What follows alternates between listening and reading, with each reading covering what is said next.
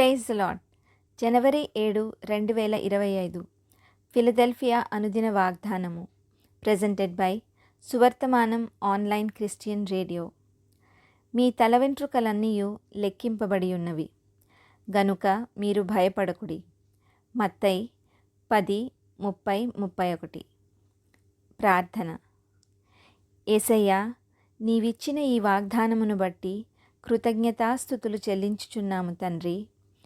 మేము ఏ స్థితిలో ఉన్ననో ఆ స్థితికి చాలిన దేవుడవు. మా తల వెంట్రుకలే లెక్కింపబడి ఉండగా ఇక దేనికి మేము భయపడవలసి ఉన్నది?